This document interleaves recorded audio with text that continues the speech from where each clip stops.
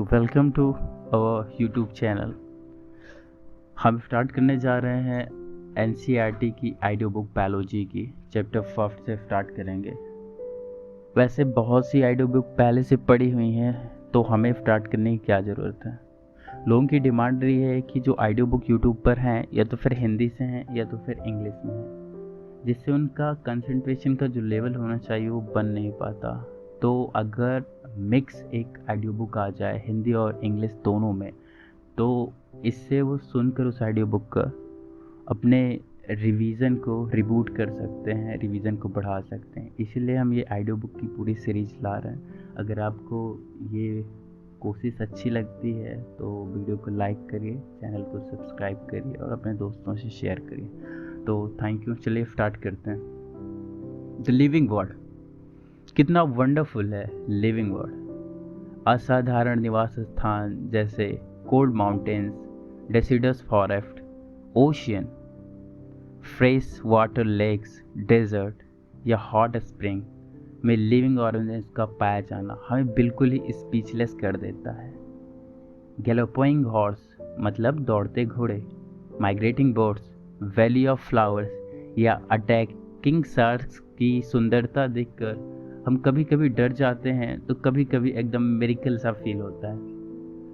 Population के member के बीच ecological conflict तथा पॉपुलेशन कम्युनिटी के बीच सहयोग और यहाँ तक कि सेल्स में भी मॉलिक्यूलर ट्रैफिक से पता चलता है कि रियल में लाइफ क्या है।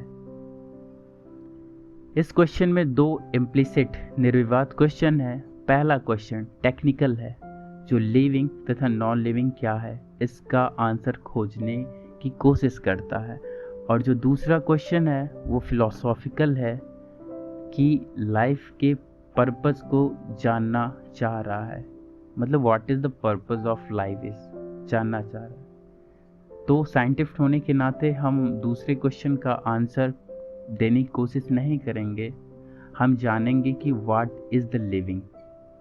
1.1 व्हाट इज़ लिविंग। लाइफ को डिफाइन करने के लिए हम ऑर्गेनिज्म के डिस्टिंक्ट कैरेक्टर को देखते हैं। ग्रोथ, रिप्रोडक्शन, एनवायरनमेंट के प्रति सेंसिटिविटी और इसके लिए सुटेबल रिस्पॉन्स देना, और भी बहुत सारे लिविंग ऑर्गेनिज्म के यूनिक फीचर्स हैं। मेटाबॉलिज्म, सेल्फ रिप्लिकेट करने की क्षमता, सेल्फ ऑर्गेनाइज करना, इंटरेक्ट और इमर्जेंस आदि को भी इस लिस्ट में ऐड कर सकते हैं। यहाँ पर हम इनको सबको समझने की कोशिश करेंगे। ऑल लिविंग ऑर्गेनिज्म ग्रो, इसका मतलब क्या है। इनविजिबल के मास और नंबर में वृद्धि दोनों का होना ग्रोथ के ट्विन कैरेक्टरिस्टिक्स हैं।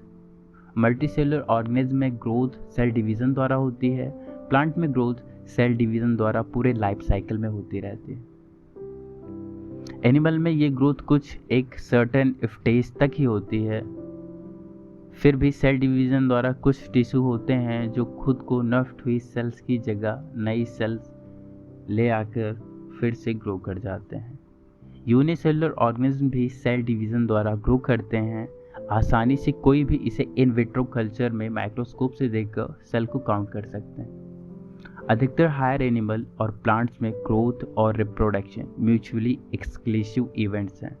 नॉन लिविंग ऑब्जेक्ट्स जैसे माउंटेन बॉर्डर्स मीन्स गोल पत्थर और सैंड मॉल्ड मतलब रेत के जो टीले होते हैं आदि ग्रोथ करते हैं, लेकिन इनमें जो ग्रोथ होती है उनकी सरफेस पर सब्सटेंस के एक्यूमुलेशन के कारण होती है।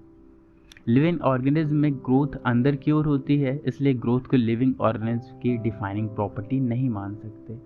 सभी लिविंग ऑर्गेनिज्म में यह कैरेक्टर जिन कंडीशंस में ऑब्जर्व होता है उसे एक्सप्लेन करके ये समझना चाहिए कि ये लिविंग ऑर्गेनिज्म के कैरेक्टरिस्टिक्स हैं या नहीं। एक डेड ऑर्गेनिज्म ग्रो नहीं कर सकता। 1.1 reproduction likewise A characteristics of living organism.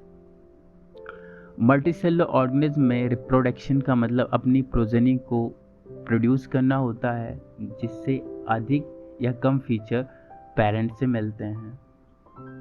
निर्बाध रूप से हम सेक्सुअल रिप्रोडक्शन की बात कर रहे हैं। ऑर्गेनिज्म एसेक्सुअल रिप्रोडक्शन भी करते हैं। फंजाई लाखों एसेक्सुअल स्पोर द्वारा मल्टीप्लाई करके आसानी से फैलते हैं। इफ्ट और हाइड्रा जैसे लोअर ऑर्गेनिज्म में बडिंग द्वारा रिप्रोडक्शन होता है। प्लेनेरिया में ट्रू रिजेनरेशन होता है। इसमें फ्रेगमेंटेशन ऑर्गेनिज्म अपने नष्ट हुए पार्ट्स को रिजेनरेट कर लेता है और इस प्रकार एक नए ऑर्गेनिज्म को फॉर्म करता है। फंजाई, फिलामेंटस एल्गी, मॉसेस के प्रोटेनिमा सभी फ्रेगमेंटेशन द्वारा मल्टीप्लाई करते हैं। यूनिसेलुलर ऑर्गेनिज्म जैसे बैक्टीरिया, यूनिसेलुलर एल्गी या अमीबा में रिप्रोडक्शन और ग्रोथ आपस में पर्यायवाची अर्थात सेल की संख्या का बढ़ना होता है। सिंगल सेल्ड ऑर्गेनिज्म में ग्रोथ और रिप्रोडक्शन शब्द का उपयोग करना स्पष्ट नहीं है। क्लियर उस पर नहीं होता कि ग्रोथ क्या है और रिप्रोडक्शन क्या है। कुछ ऑर्गेनिज्म रिप्रोडक्शन नहीं करते जैसे म्यूल, स्टेराइल वर्कर बीज, इनफर्टाइल ह्यूमन कपल etc। इस प्रकार रिप्रोडक्शन भी लिविंग ऑर्गेनिज्म की डिफाइनिंग प्रॉपर्टीज या डिफाइनिंग कैरेक्टरिस्टिक्स नहीं हो सकती, क्योंकि अगर इसे मान लिया जाए तो क्या हम म्यूल, स्टेराइल वर्कर बीज और इनफर्टाइल ह्यूमन कपल को कह देंगे कि ये जिंदा ही नहीं है, क्योंकि रिप्रोडक्शन नहीं कर सकते, तो इसलिए रिप्रोडक्शन भी डिफाइनिंग प्रॉपर्टी नहीं है। Another characteristics of life is a metabolism. सभी लिविंग ऑर्गेनिज्म केमिकल के बने होते हैं। ये केमिकल छोटे बड़े डिफरेंट क्लासेस, साइज, फंक्शन वाले हो सकते हैं। ये लगातार बनते हैं और बहुत से बायोमोलिक्यूल में बदलते हैं और उनका फॉर्मेशन भी करते हैं। इस चेंज को केमिकल रिएक्शन या मेटाबॉलिक रिएक्शन कहते हैं, चाहे जो यूनिसेलुलर हो या मल्टीसेलुलर। सभी लिविंग ऑर्गेनिज्म के अंदर हजारों मेटाबॉलिक रिएक्शन एक साथ चलती रहती हैं। सभी प्लांट्स, एनिमल, फंजाई और माइक्रोब्स में मेटाबॉलिज्म पाई जाती है। हमारे बॉडी में होने वाली सभी केमिकल रिएक्शंस के योग को मतलब टोटल को मेटाबॉलिज्म कहते हैं। नॉन लिविंग ऑब्जेक्ट्स में मेटाबॉलिज्म नहीं होती। मेटाबॉलिक रिएक्शन तो शरीर के बाहर सेल्फरी सिस्टम में भी हो सकती है। ऑर्गेनिज्म की बॉडी से बाहर टेस्ट ट्यूब में होने वाली आइसोलेटेड मेटाबॉलिक रिएक्शन ना तो लिविंग है और ना ही नॉन लिविंग। मेटाबॉलिज्म को बिना एक्सेप्शन के सभी लिविंग ऑर्गेनिज्म का डिफाइनिंग फीचर मानते हैं। टेस्ट ट्यूब में होने वाली isolated metabolic reactions living thing नहीं होती, लेकिन रियलिटी में ये लिविंग रिएक्शन होती है। इसलिए बॉडी का सेलुलर ऑर्गेनाइजेशन लाइफ फॉर्म का डिफाइनिंग फीचर है। सराउंडिंग या एनवायरनमेंट के स्टिमुलस के प्रति सेंसिटिविटी और रिस्पॉन्स सभी लिविंग ऑर्गेनिज्म का सबसे क्लियर और टेक्निकली कॉम्प्लिकेटेड फीचर है। स्टिमुलाई फिजिकल, केमिकल या बायोलॉजिकल तीनों हो सकते हैं। हम अपने सेंस ऑर्गन द्वारा अपने सराउंडिंग के एनवायरनमेंट को आइडेंटिफाई करते हैं। जो प्लांट होते हैं वो light, water, temperature, other organism, pollutants आदि जैसे एक्सटर्नल फैक्टर के लिए रिस्पॉन्स दिखाते हैं। ऑल लिविंग ऑर्गेनिज्म एनवायरनमेंट के जो संकेत होते हैं के सेंस का रिस्पॉन्स दिखा सकते हैं। प्लांट और एनिमल दोनों में फोटो पीरियड सीजनल ब्रीडर में रिप्रोडक्शन को इफेक्ट करता है। सभी ऑर्गेनिज्म बॉडी में एंट्री करने वाले केमिकल को हैंडल करते हैं। इसलिए सभी ऑर्गेनिज्म अपने सराउंडिंग से अच्छी तरह से फ्रेंडली होते हैं, मतलब पहचान जाते हैं। ह्यूमन ही केवल एक ऐसा ऑर्गेनिज्म है जिसे सेल्फ कॉन्शियसनेस होती है। Self consciousness, aware of himself, मतलब खुद को समझने की पावर होती है। इस तरह से कॉन्शियसनेस लिविंग ऑर्गेनिज्म की डिफाइनिंग प्रॉपर्टी होती है। ह्यूमन के सब्जेक्ट में डिस्कशन करने पर लिविंग स्टेट्स को डिफाइन करना और भी हार्ड हो जाता है। कोमा में लेटे पेशेंट में हार्ट तथा लंग को चालू करने के लिए मशीन लगी होती है। पेशेंट का ब्रेन तो डेड होता है, कॉन्शियसनेस इसीलिए नहीं होती। ऐसे पेशेंट जो कभी नॉर्मल लाइफ में वापस नहीं आ सकते, हम इन्हें क्या कहेंगे, जिंदा या ख़त्म, मतलब नॉन लिविंग बोलेंगे। हायर क्लासेस में आप जानेंगे कि सभी लिविंग इवेंट्स उसमें प्रेजेंट इंटरेक्शंस के कारण होते हैं। टिश्यू के गुण कॉन्स्टिट्यूएंट सेल में नहीं होते, बल्कि कॉन्स्टिट्यूएंट सेल के इंटरेक्शन के कारण होते हैं। इसी प्रकार सेल ऑर्गेनल के कुछ गुण ऑर्गेनल में उपस्थित मॉलिक्यूलर कॉन्स्टिट्यूएंट की वजह से नहीं होती, बल्कि मॉलिक्यूलर कंपोनेंट के इंटरेक्शन के कारण है। हायर लेवल के ऑर्गेनाइजेशन से उभरी मीन्स इमर्जेंट प्रॉपर्टीज इस इंटरेक्शन के फलस्वरूप बनती है। यह घटना ऑर्गेनाइजेशन कॉम्प्लेक्सिटी के हायरार्की के सभी लेवल के लिए सही है। इसलिए हम कह सकते हैं कि living organism self replicating, evolving और सेल्फ रेगुलेटिंग इंटरैक्टिव सिस्टम है, जो एक्सटर्नल स्टिमुलाई के लिए रिस्पॉन्स की क्षमता रखते हैं। Biology is the story of life on earth. Biology is the story of evolution of living organism on earth. Present, past और फ्यूचर के सभी लिविंग ऑर्गेनिज्म एक दूसरे से कॉमन जेनेटिक मटेरियल की शेयरिंग द्वारा जुड़े हैं। 1.2 डाइवर्सिटी इन लिविंग वर्ल्ड। हमारे आसपास ऑर्गेनिज्म की बहुत सारी वैरायटी पाई जाती है। लिविंग वर्ल्ड में बहुत डाइवर्सिटी होती है। अभी तक लगभग 1.7 से 1.8 मिलियन स्पीसीज को डिस्क्राइब किया जा चुका है। अर्थ पर पाए जाने वाले डिफरेंट टाइप्स के ऑर्गेन्स को हम मिलाकर बायोडाइवर्सिटी कहते हैं। हम प्लांट्स और एनिमल को उनके लोकल नाम से जानते हैं। लोकल नाम एक ही कंट्री के प्लेस टू प्लेस वेरी करते रहते हैं। नॉमेनक्लेचर, इस प्रोसेस में प्रत्येक ऑर्गेन्स को एक स्टैंडर्ड नाम दिया जाता है, जिससे उसे उसी नाम से पूरे वर्ल्ड में उसको जाना जाता है।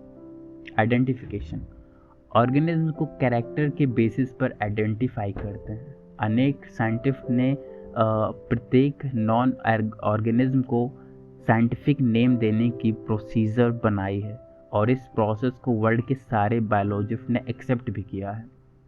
इसमें दो प्रोसेस बनाई गई हैं। एक बनाई गई है बॉटनी के लिए और एक बनाई गई है जूलॉजी के लिए। एक community ICBN international code of botanical nomenclature, इसमें प्लांट के साइंटिफिक नेम के लिए प्रिंसिपल और क्राइटेरिया दिए गए हैं। International code of zoological nomenclature, इसे एनिमल के नॉमेनक्लेचर के लिए यूज़ करते हैं। साइंटिफिक नेम ये सुनिश्चित करता है कि एक ही नाम किसी दूसरे नॉन ऑर्गेनिज्म का ना हो। यूनिवर्सली एक्सेप्टेड प्रिंसिपल के अकॉर्डिंग एवरी नेम दो कंपोनेंट से मिलकर बना होता है, जेनेरिक नेम और स्पेसिफिक एपिथेट। बायनोमियल नॉमेनक्लेचर इसी को कहते हैं। नॉमेनक्लेचर का यह सिस्टम कैलोरस लिनियस ने दिया था, जिसका यूज़ पूरे वर्ल्ड में बायोलॉजिस्ट द्वारा किया जाता है। दो शब्दों वाला नेमिंग सिस्टम बहुत ही कन्वीनियंट है, मतलब सुविधाजनक है। और मैंगो के एग्जाम्पल द्वारा साइंटिफिक नेम की पूरी प्रोसेस को समझें। मैग्नीफेरा इंडिका, मैंगो का साइंटिफिक नेम है मैग्नीफेरा, जीनस है, और इंडिका पर्टिकुलर स्पीसीज और स्पेसिफिक एपिथेट है। नॉमेनक्लेचर के अदर यूनिवर्सल रूल कुछ ऐसे हैं। Number 1, biological name usually Latin में होते हैं और इटैलिक्स में लिखे जाते हैं। इनकी ओरिजिन चाहे कहीं से भी हो, इन्हें लैटिनाइज या लैटिन से डिराइव्ड किया जाता है। बायोलॉजिकल नेम में पहला शब्द जीनस तथा दूसरा शब्द स्पेसिफिक एपिथेट होता है। बायोलॉजिकल नेम को जब हाथ से लिखते हैं तब दोनों शब्द को अलग अलग अंडरलाइन या इटैलिक्स में प्रिंट करना चाहिए। यह उनके लैटिन ओरिजिन को दिखाता है। जीनस की शुरुआत एक कैपिटल लेटर से होनी चाहिए, जबकि स्पेसिफिक एपिथेट की शुरुआत स्मॉल लेटर से होनी चाहिए। Example Mangifera indica. Specific epithet के बाद यानी बायोलॉजिकल नेम के अंत में ऑथर का नाम लिखते हैं। ऑथर का नाम शॉर्ट फॉर्म में लिखते हैं। Example Mangifera indica Linn. Linn का मतलब इस स्पीसीज को पहली बार लिनियस ने डिस्क्राइब किया था। क्लासिफिकेशन, यह वह प्रोसेस है जिसमें कुछ इजीली ऑब्जर्वेबल कैरेक्टर के बेसिस पर किसी को सुविधाजनक कैटेगरी में रखते हैं। एग्जाम्पल, हम प्लांट या एनिमल और डॉग्स, कैट या इंसेक्ट को आसानी से पहचान लेते हैं। जैसे आप डॉग, एल्सैटियंस, मैमल्स, फीट की चर्चा करते हैं तो आपके माइंड में इन ऑर्गेनिज्म से जुड़े कैरेक्टर आ जाते हैं। मीन्स जैसे आप डॉग के बारे में सोचोगे तो आपके माइंड में डॉग की पिक्चर बन जाएगी, या आपको अगर कोई मैमल्स कहा जाए तो आप किसी मैमल्स को ऑब्जर्व या अपने माइंड में इमेज क्रिएट कर लेते हैं। इसलिए ये सभी dog, cat, mammal, wheat, rice, plant, animal और से सुविधाजनक कैटेगरी में जिनका यूज़ हम ऑर्गेनिज्म की स्टडी में करते हैं। इन कैटेगरीज के लिए साइंटिफिक शब्द टैक्सा है। टैक्सा डिफरेंट लेवल पर कैटेगरीज को बताता है। Plant also form a taxa, feed भी एक टैक्सा ही है। इसी तरह से एनिमल, मैमल, डॉग, ये सभी ही एक प्रकार से टैक्सा हैं। डॉग एक मैमल एनिमल है। इसकी एनिमल, मैमेलिया तथा डॉग डिफरेंट लेवल पर टैक्सा को रिप्रेजेंट करते हैं। डॉग एक मैमल एनिमल है, इसलिए एनिमल, मैमल और डॉग डिफरेंट लेवल पर एक टैक्सा को रिप्रेजेंट करते हैं। टैक्सोनॉमी कैरेक्टरिस्टिक्स के बेसिस पर सभी लिविंग ऑर्गेनिज्म को डिफरेंट टैक्सा में क्लासीफाई करने की प्रोसेस को टैक्सोनॉमी कहते हैं। इसलिए कैरेक्टराइजेशन, आइडेंटिफिकेशन, क्लासिफिकेशन ऐसे प्रोसेस हैं जो टैक्सोनॉमी के बेसिस हैं। अर्लीस्ट क्लासिफिकेशन डिफरेंट ऑर्गेनिज्म के यूजेस पर बेस्ड था। अर्ली डेज में ह्यूमन ने अपने बेसिक नीड जैसे फूड, क्लॉथ, शेल्टर के लिए नए रिसोर्सेज खोजने पड़ते थे। सिस्टमैटिक, यह लैटिन शब्द के सिस्टेमा से लिया गया है, जिसका मतलब ऑर्गेनिज्म का सिस्टमैटिक अरेंजमेंट है। लिनियस ने अपने पब्लिश्ड बुक का टाइटल सिस्टेमा नेचुरी चुना था। सिस्टमैटिक में आइडेंटिफिकेशन, नॉमेनक्लेचर और क्लासिफिकेशन को इंक्लूड करके इसका स्कोप बाद में बढ़ा दिया गया। सिस्टमैटिक में ऑर्गेनिज्म के बीच इवोल्यूशनरी रिलेशनशिप का भी ध्यान रखा गया है। 1.3 टैक्सोनॉमिक कैटेगरीज। क्लासिफिकेशन एक सिंगल स्टेप प्रोसेस नहीं, बल्कि इसमें स्टेप्स की हायरार्की होती है। क्लासिफिकेशन में इन्वॉल्व होने वाले प्रत्येक स्टेप को हम रैंक या कैटेगरी को रिप्रेजेंट करते हैं। कैटेगरीज पूरे टैक्सोनॉमिक अरेंजमेंट का पार्ट है, इसलिए इसे टैक्सोनॉमिक कैटेगरी कहते हैं। सभी कैटेगरी एक साथ मिलकर टैक्सोनॉमी हायरार्की बनाती हैं। प्रत्येक कैटेगरी क्लासिफिकेशन की यूनिट को रिप्रेजेंट करती है। वास्तव में यह एक रैंक को रिप्रेजेंट करती है, जिसे टैक्सॉन कहते हैं। टैक्सोनॉमिक कैटेगरी और हायरार्की को एक एग्जाम्पल द्वारा डिस्क्राइब कर सकते हैं। इंसेक्ट्स एक ऑर्गेनिज्म के ग्रुप को रिप्रेजेंट करता है, जिसमें कॉमन फीचर जैसे 3 पेयर जॉइंटेड लेग होते हैं। इसका मतलब इंसेक्ट को पहचानने योग्य कंक्रीट ऑब्जेक्ट मीन्स निश्चित वस्तु है जिसे क्लासिफाई कर सकते हैं, और इसलिए इसे एक रैंक या कैटेगरी का दर्जा दिया गया है। ग्रुप्स कैटेगरी को रिप्रेजेंट करता है और कैटेगरी को आगे रैंक में डिनोट करता है। वास्तव में रैंक और टैक्सॉन क्लासिफिकेशन की यूनिट को रिप्रेजेंट करते हैं। ये taxonomic group category clear biological entities means जैविक तत्व हैं, न केवल मॉर्फोलॉजिकल समूह। फाइलम की जगह हम लोग प्लांट्स के डिवीज़न को रिप्रेजेंट करते हैं। ह्यूमन की taxonomy hierarchy Animalia, Chordata, Mammalia, Primata, Hominidae, Homo sapiens होती है। सभी नॉन ऑर्गेनिज्म के टैक्सोनॉमिकल स्टडीज से बहुत सारे कॉमन कैटेगरी का विकास हुआ है। किंगडम, फाइलम और डिवीज़न। डिवीज़न प्लांट के लिए यूज होता है, जबकि फाइलम एनिमल के लिए। Class, order, family, genus, species. Taxonomy hierarchy में आते हैं kingdom, phylum, division, class, order, family, genus, species. Species lowest category है। किसी ऑर्गेनिज्म को कैटेगराइज करने के लिए उसके कैरेक्टर की इंफॉर्मेशन बेसिक रिक्वायरमेंट होती है।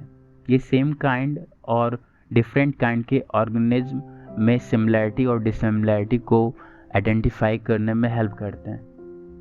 1.3.1 स्पीसीज। स्पीसीज इनविजिबल ऑर्गेनिज्म का वो ग्रुप है जिसमें फंडामेंटल सिमिलरिटीज होती हैं। हम किसी भी क्लोजली रिलेटेड स्पीसीज को आसानी से डिफरेंट मॉर्फोलॉजी के बेसिस पर आइडेंटिफाई कर सकते हैं।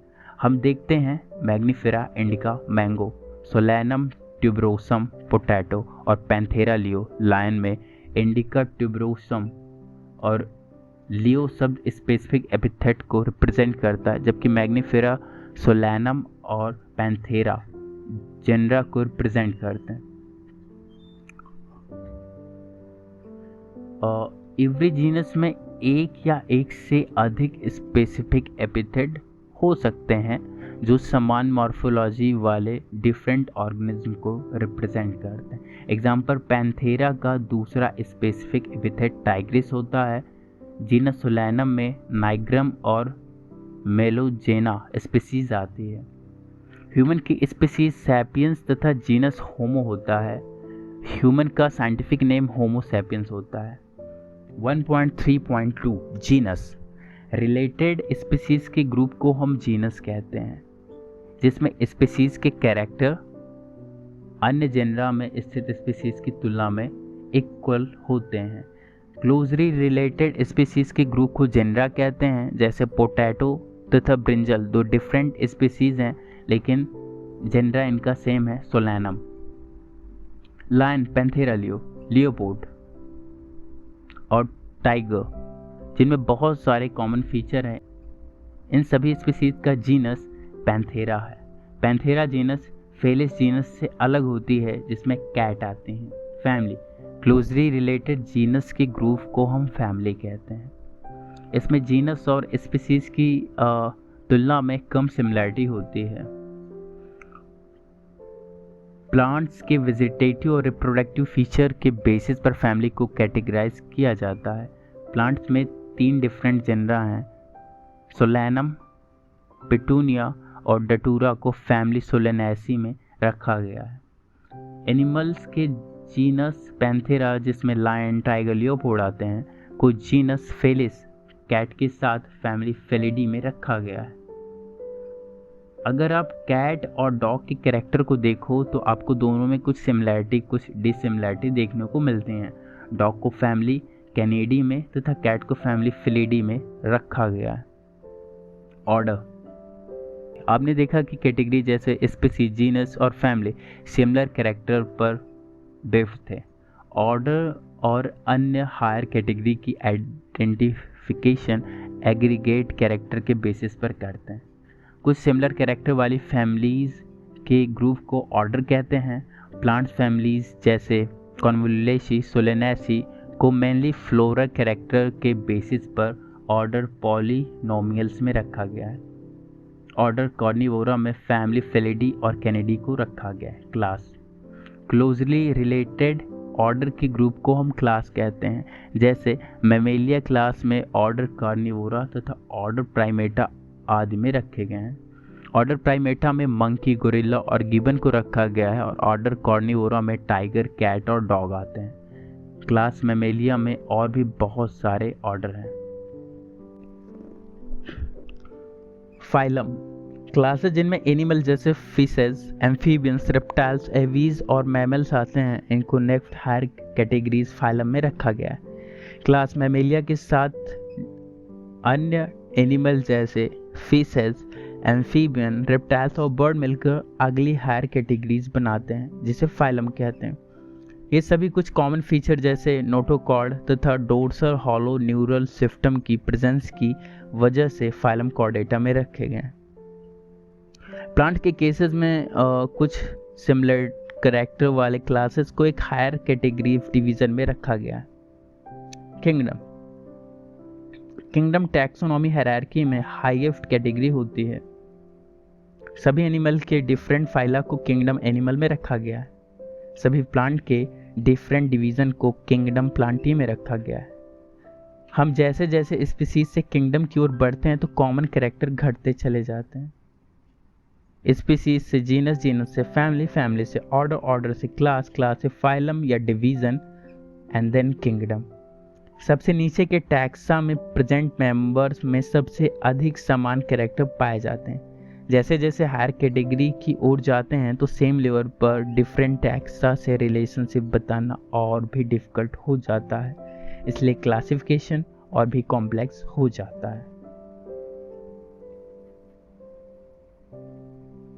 Taxonomical aids. बैलोजिफ्ट ने कई तरह के प्रोसीजर और टेक्निक्स को डेवलप किया जिसके द्वारा इंफॉर्मेशन के साथ ऑर्गेनिज्म के कंप्लीट स्पेसिमेन को प्रिजर्व किया जा सकता है। Number 1, herbarium. हार्बेरियम में कलेक्ट किए गए प्लांट स्पेसिमेंस को पेपर की शीट पर सुखाकर दबाकर प्रिजर्व करते हैं। बाद में इन शीट्स को universally accepted system of classification के अकॉर्डिंग अरेंज कर लिया जाता है। ये स्पेसिमेन अपने डिस्क्रिप्शन के साथ फ्यूचर में स्टडी के लिए स्टोर हाउस रिपोजिटरी में प्रिजर्व करके रखे जाते हैं। इन सीटों की इंफॉर्मेशन के साथ लेबलिंग की जाती है तथा कलेक्शन की date, place of collection, plant का इंग्लिश, लोकल और बोटैनिकल नेम, फैमिली और कलेक्ट करने वाले का नेम भी लिखा जाता है। प्लांट स्पेसिमेंस के स्टोर हाउस को हार्बेरियम कहते हैं। Botanical garden. ये स्पेशल टाइप के गार्डन होते हैं जिनमें लिविंग प्लांट को रेफरेंस के लिए रखा जाता है। इसमें प्लांट स्पीसीज को आइडेंटिफिकेशन के लिए ग्रो किया जाता है। प्रत्येक प्लांट पर बोटैनिकल या साइंटिफिक नेम और उनकी फैमिली का लेवल लगा रहता है। Royal botanical garden Q England में स्थित है। Indian botanical garden Howrah India में है। National botanical research institute Lucknow India में है। Museum. Biological museum generally educational institute जैसे स्कूल और कॉलेज में सेटअप किए जाते हैं। प्रिजर्व प्लांट और एनिमल के कलेक्शन को हम म्यूजियम कहते हैं। यह स्टडी पर्पस से यूज़ किए जाते हैं। म्यूजियम के स्पेसिमेन जार में प्रिजर्वेटिव सॉल्यूशन में रखे जाते हैं। प्लांट और एनिमल स्पेसिमेन को ड्राई स्पेसिमेन के तौर पर प्रिजर्व करते हैं।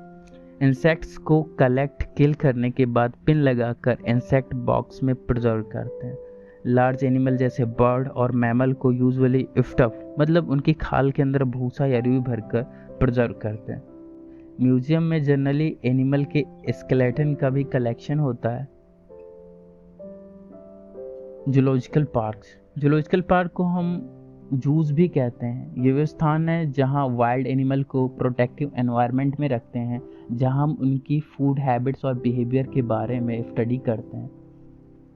इसमें हम वाइल्ड एनिमल्स की ह्यूमन के ऑब्जर्वेशन में उनके खाने का नेचर और बिहेवियर को भी देखते हैं। जितनी भी पॉसिबिलिटी हो पाती है सभी एनिमल को उनके नेचुरल हैबिटाट में रखने की कोशिश की जाती है और यहाँ बच्चे जाना भी पसंद करते हैं कि वो टैक्सोनॉमिकल एड है जो सिमिलरिटी और डिसिमिलरिटी के बेसिस पर प्लांट और एनिमल को आइडेंटिफाई करने में यूज़ होती है। केस कंट्रास्टिंग कैरेक्टर के पेयर पर बेस्ड होती है जिसे हम कॉपलेट कहते हैं। कॉपलेट दो अपोजिट ऑप्शन में चॉइस को रिप्रेजेंट करते हैं। इनमें एक को एक्सेप्ट और दूसरे को रिजेक्ट किया जाता है। की में प्रत्येक स्टेटमेंट को हम लीड कहते हैं।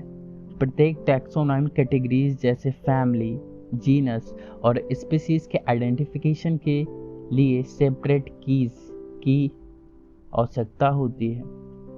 कीज जनरली एनालिटिकल होती है। डिस्क्रिप्शन को लिखने के लिए फ्लोरा, मैनुअल, मोनोग्राफ और कैटालॉग और भी डिफरेंट प्लेटफॉर्म माध्यम होते हैं। ये कैरेक्टर आइडेंटिफिकेशन में भी हेल्प करते हैं।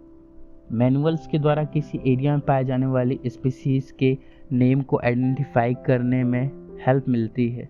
मोनोग्राफ किसी एक टैक्सोन के लिए डिस्क्रिप्टिव बुकलेट होती है। फ्लोरा किसी एरिया में मिलने वाले प्लांट और उनके हैबिटाट के बारे में जानकारी देते हैं। ये पर्टिकुलर एरिया में पाए जाने वाली प्लांट स्पीसीज की विषय सूची होती है। इसी के बाद ये ऑडियो बुक खत्म होती है। Thank you. Please subscribe and like for more content.